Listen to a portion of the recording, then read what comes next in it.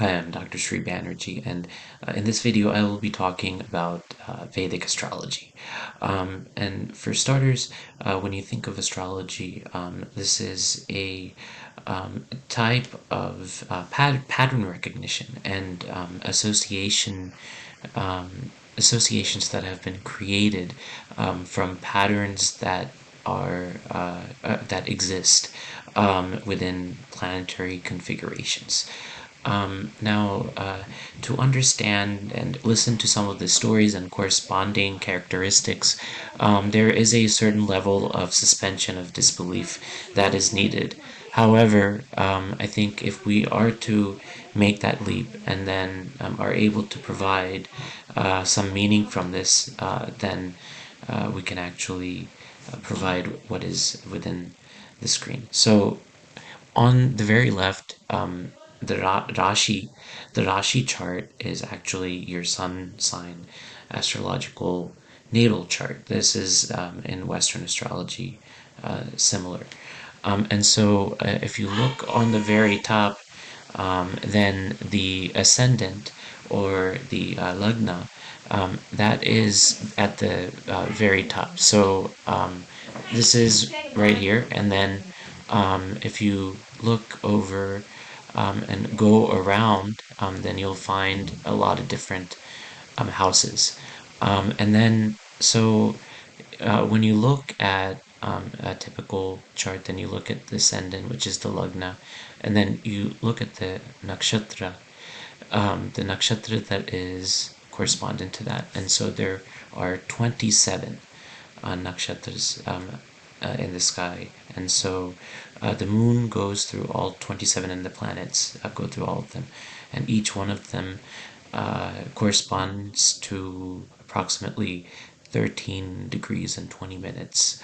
And so these are further broken down and can be divided up into something called padas, and then those are further broken down.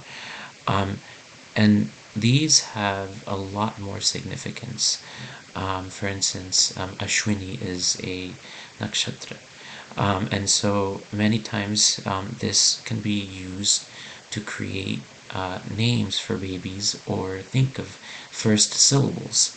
So, for instance, for me, my ascendant or Lagna was in Rohini Nakshatra. And so that would correspond to certain syllables. And so it's really interesting how this holds importance in popular culture.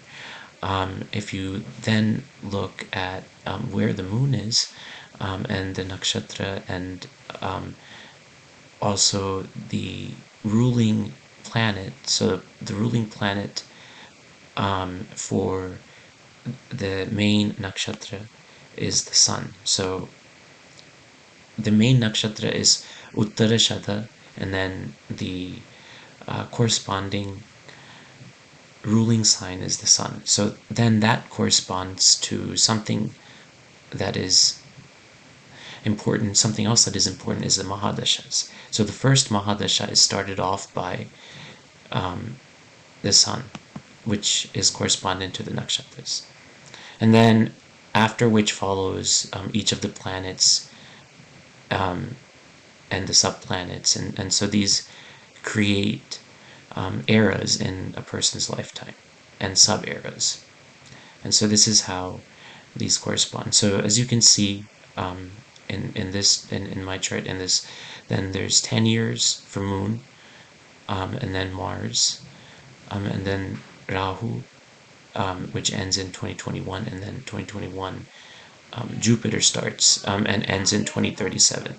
So this corresponds to some of the important aspects that you look for in a Vedic chart, and there's a lot more that there is here, but this is a good way to introduce you to some of the various important components of this software Jagannath Hora. Thank you for listening.